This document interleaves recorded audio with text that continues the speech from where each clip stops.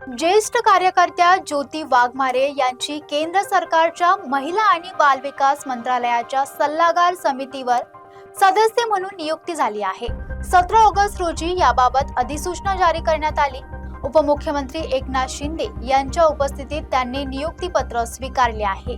ज्येष्ठ कार्यकर्त्या ज्योती वाघमारे यांची केंद्र सरकारच्या महिला आणि बालविकास मंत्रालयाच्या सल्लागार समितीवर सदस्य म्हणून महत्त्वपूर्ण नियुक्ती करण्यात आली आहे। 17 ऑगस्ट रोजी सदस्यीय कार्य मंत्रालयाने जारी केलेल्या अधिसूचनेद्वारे ही नियुक्ती जाहीर करण्यात आली। या नियुक्तीमुळे महिला आणि बालकांच्या सक्षमीकरणासाठी राष्ट्रीय स्तरावर काम करण्याची त्यांना मोठी संधी मिळाली आहे। महाराष्ट्राचे उपमुख्यमंत्री एकनाथ शिंदे यांच्या उपस्थितीत झालेल्या कार्यक्रमात ज्योती वाघमारे यांनी त्यांच्या हस्ते नियुक्तीपत्र स्वीकारले आहे। महिला आणि बालकांच्या विकासासाठी संबंधित विविध धोरणे, योजना आणि कार्यक्रमावर या सल्लागार समितीमार्फत विचार विनिमय केला जातो।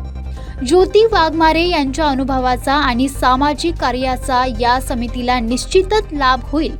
महिला आणि बालकांच्या हक्कासह त्यांच्या सर्वांगीण विकासाच्या प्रयत्नांना त्यांच्या नियुक्तीमुळे आणखी बळ मिळण्याची अपेक्षा व्यक्त केली जात आहे।